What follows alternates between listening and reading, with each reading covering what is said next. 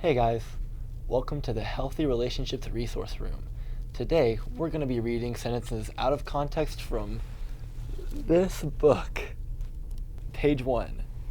In fact, some women think initiation is more of a luxury than a necessary part of marriage. Well, they're wrong. Yikes. Ethan, your turn. What guy wouldn't feel like a king after having his wife do that to him? That reminds me, you know who is king, Ethan? Jesus is king. He is. You guys ruined that. What? It is here. The Kanye album Jesus is king. king, yes. Jesus is king has been anticipated almost as much as the second coming of Christ himself. This album really was very highly anticipated. Yeah. I don't know how he does it. Like every album of his is just like the most anticipated one, and then he doesn't release it on time, and then everyone like freaks out, and then he's like, guys, I'm working on the mix, and then the mix is kind of not great anyways. I don't know. I feel like a lot of people complained about it when it wasn't that bad, or like they made a bigger deal out of it About than the it. mix? Yeah, like it didn't. Like it Yeah. never stuck out. Like I never like was listening casually and I was like, oh, this part of the mix was bad. If I was listening closely to the mix, then I would have been like, okay, here's like what I did or didn't like, but I wouldn't have like put any thoughts. Yeah. in my. And his production style is really minimalist anyways, so like as far as like balance Yeah. and stuff, it's never been an issue for me. But Yeah, me either. Well, we kind of already hopped into the review. Kanye had a super busy 2018 producing a bunch of albums that were very good, in my opinion, and also I think a lot of critics enjoyed it too.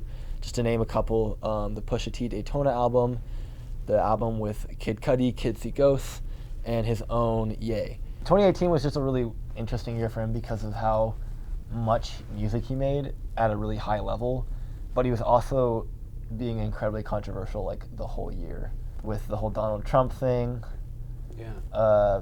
that song he released with T.I.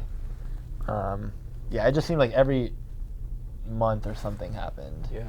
Which I think is one contributing factor to his popularity in some. Yeah, some like respects. I don't think this is like, oh, it just happens to be Kanye. Like he knows what he's doing, and he's good at it. So 2019 rolled around, and I don't even really remember when it like became news that he was releasing a gospel album, because it was gonna be Yandi, Yeah. and it was gonna come like late 2018, and then it just kind of kept getting delayed. Yeah. And I don't remember when exactly I heard that it was going to be a gospel album. yeah.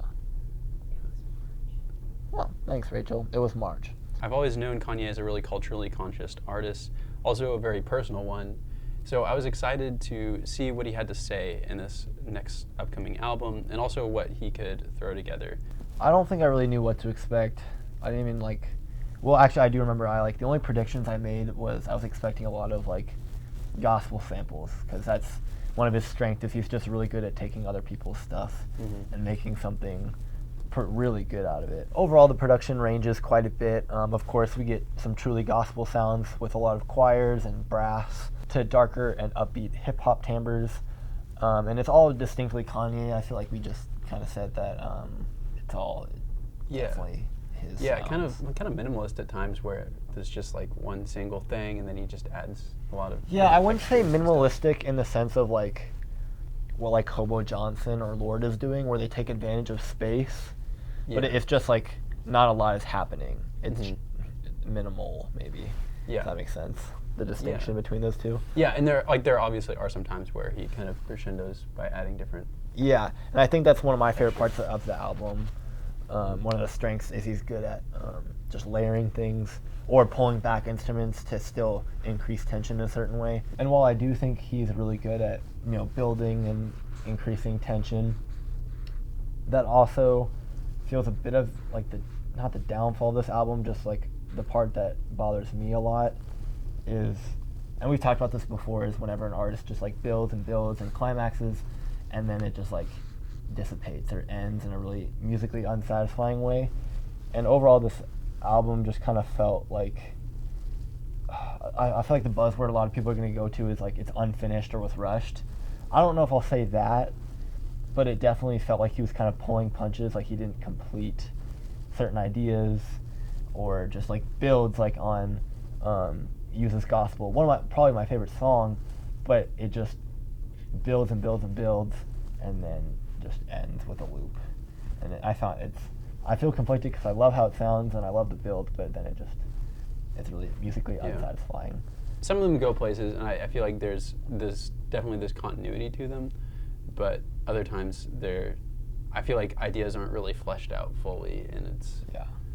I think lyrically he said everything he wanted to, but like the music wasn't completely fleshed out, which is definitely difficult, but maybe just... I personally really enjoyed the transition from Use This Gospel into the closing track, Jesus is the Lord. I agree. That one probably felt the most smooth, but another thing that I disliked about this album was like a lot of the transitions from song to song feel really abrupt, and it's like it's kind of on shuffle.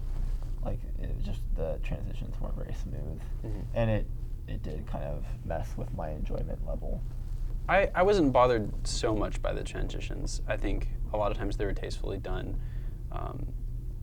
And even when he did kind of end a song abruptly, it did kind of like, I'm thinking about them in my mind, like it did go over pretty smoothly. Like he didn't end abruptly, but then he'd start with like something really fast and that would just like totally change. And I don't think that bothered me really. Really, I think that did to me. Like it was like the idea was too fast. Like I think I'm just used to more space between songs if the ideas are like way too different. And the thing is, like, I usually liked what was happening. Like the song "Follow God," I liked that one. Yeah, I really liked it. And starting with the sample, one of my favorite parts in the album. But it begins so abruptly after every hour, or no, Sella, after Sella ends, and it was just kind of jarring. I thought. Yeah, I agree. I was kind of jarring, but that was one of my favorite tracks. Actually, I thought it was really genuine, and it kind of portrayed his feelings behind his own actions and kind of what it means to actually follow God, as far as like living, treating others with respect. And I think he was reflecting on a lot of the tweets he put out and stuff like that, trying to put that into music, almost like kind of apologizing. Yeah, so lyrically on this album, there's definitely a lot to say.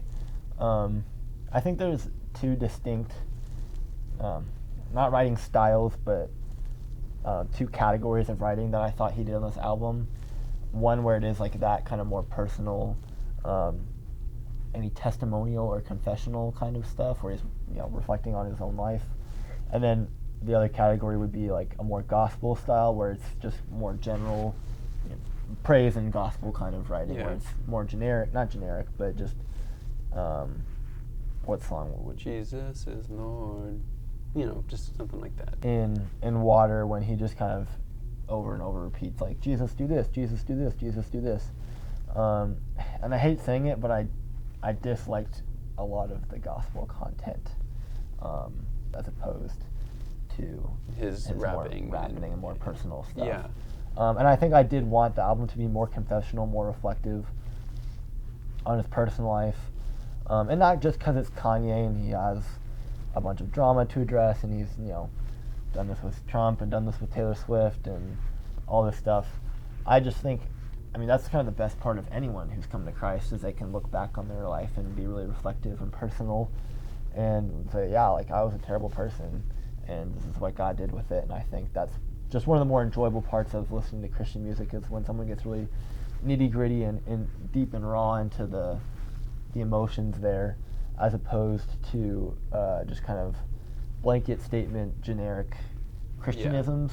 It seemed like he was just like slapping on like this Christian label on his, like, not that it wasn't genuine, just that like he's like, these gospel songs are here, and then there's my rapping that is about my Christian walk. Yeah.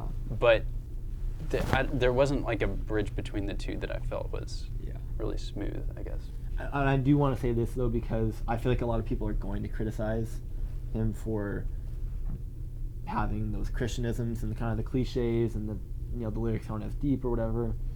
And even though I didn't enjoy them, I don't think they make the album bad, or I always think they're defendable, or like it makes sense to me that he would write that kind of way on this album.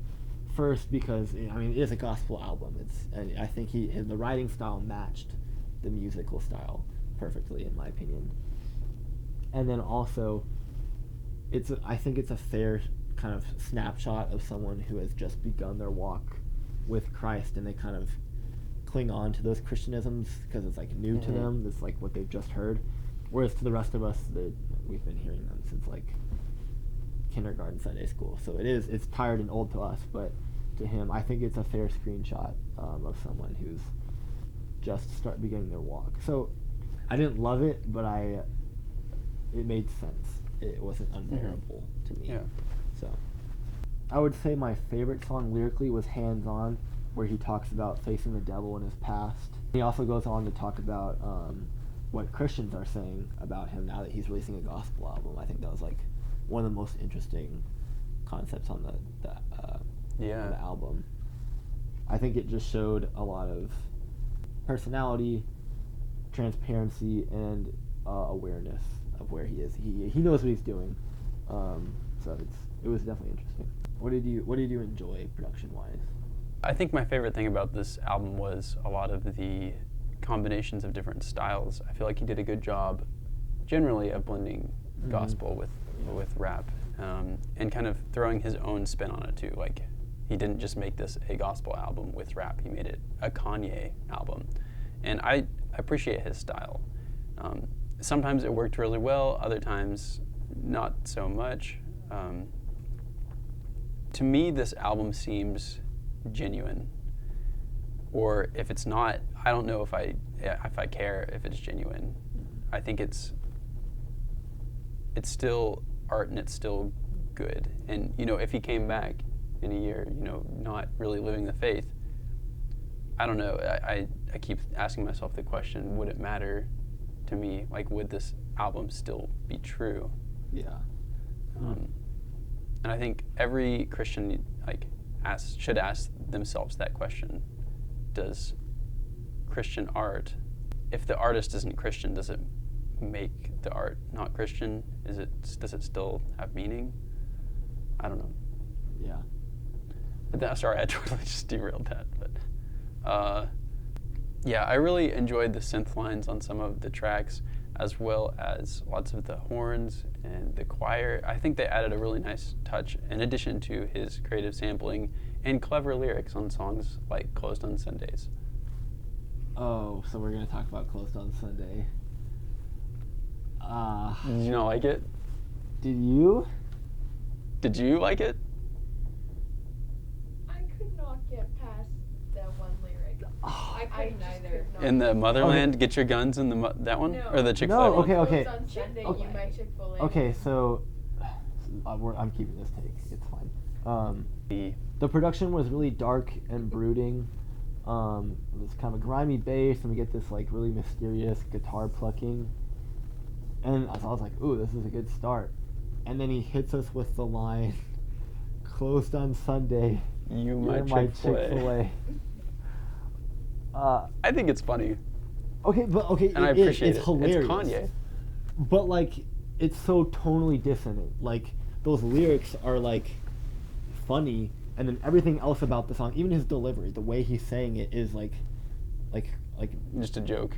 no, it's like menacing. It's serious. He's dead serious. You can't say dead serious, "Closed on Sunday, you're my Chick-fil-A." Like, you can't. But he did, and I just dislike it so much. And it really upsets me because I like the whole everything about that song but that line. In the part at the end where it says Chick-fil-A? Yeah, it's like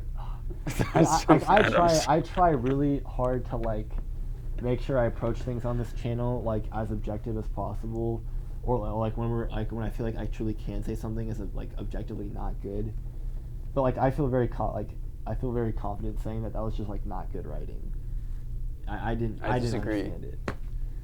Like, I feel it's totally dissonant. It doesn't make sense. Like, why would you say something that's funny over such a like, and it wasn't done ironically. I didn't understand it. Maybe I'm wrong. It's not objectively bad. But come on, man. Closed on Sunday, You're My Chick-fil-A. Close on Sunday, you're my Chick-fil-A. Like, are you guys serious? Like, no. Like, I guess the thing that bothers me is like it doesn't bother anyone else. Like other people were singing it today at lunch, and I was like, please stop. I don't want to hear "You're My Chick-fil-A" ever again. Yeah, one of my favorite tracks was Selah. Like, dang. Yeah. That was incredible. That was probably the most musically satisfying one to me, where the build did something. Like it went somewhere and it punched me in the face. And his lyrics. The only thing that I disliked about that song is this kind of nerdy theory stuff. Modulated. It actually did modulate. I asked Shauna. So it's in A minor. It goes to the major 7, so it has the lowered 7th scale degree. Mm-hmm. And then he does the 5 of the key, which means you have to raise. It's major, so you have to raise the 7th scale degree. And because there's like chromaticism, it's like changing the 7th scale degree. It did not sound good in my ear. It was very abnormal, and so that's what I disliked about it.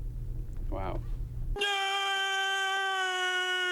Shout out to Shauna. She has perfect pitch. Features on this album. Ant Clemens shows up a lot. The Ty Dolla $ign feature was enjoyable for me, but I've enjoyed Ty Dolla $ign more. I think he can do better.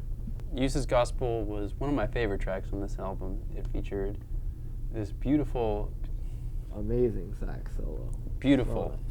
Beautiful. Amazing sax solo. I thought the closer of this album, both of them, I felt like did a really good job of ending this album.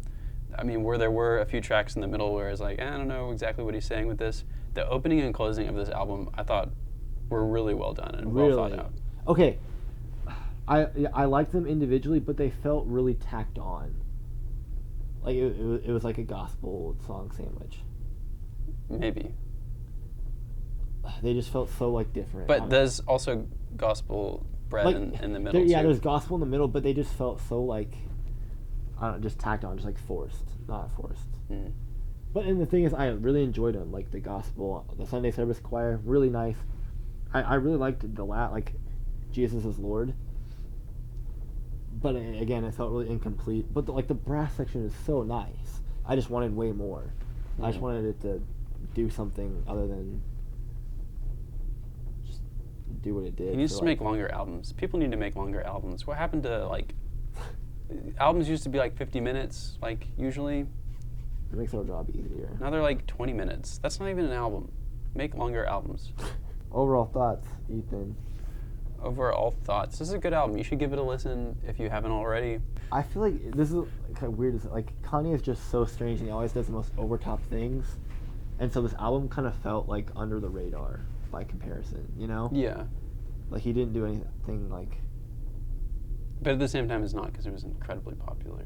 But as far as like it was, what he actually did, it like was what pretty. He actually it was pretty standard Kanye. Like it just Yeah. felt like normal, which actually was kind of a relief to me because, like he's like before he's like accredited a lot of his creative genius, whatever, to the fact that he's like not on meds, and I think a lot of people like think that you have to be like this like weird genius who like never sleeps and like does drugs in order to be like creative or whatever. Mm-hmm.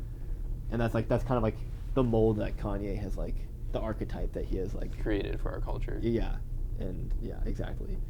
And so to see him still be creative and make distinctly Kanye sounds and flows and writing style while still being a Christian and making Christian music was relieving. So yeah, I like this album generally. I'm willing to give it a holy number. 7 album release dates. There's no holes in 7. That'd be an 8. Yeah, you're right. I'll give it the 8. Nothing matters. It's whatever. This album, yeah. I'll give it 8 album delays out of 10. Rachel wrote our cameraman wrote a review for the album. Rachel, come stand in front of the camera and give a 30-second thought. Are you timing me? Oh. Okay, well, this is cozy. Okay, thoughts. I thought the whole album was more minimalistic overall. Just like lyrically, it was pretty minimalistic. Even in his confessional music, he just kept his words like very simple. Overall phrases were pretty short. This is why I sit behind the camera. Thanks for watching. Yeah, Joanna, you want to give thoughts too? You've listened to it.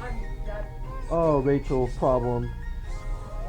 Where's my mic? And a certain single with Lil Pump. He did drop that single with Lil Pump. And that one about poop. Is that 2018? That was 2018. It wasn't about. Everyone says it's about poop. It's not about poop. Yeah, you're right. That's just what everyone says, but it's really a metaphor. I'm gonna kick us out. It's only 11. It's only 12.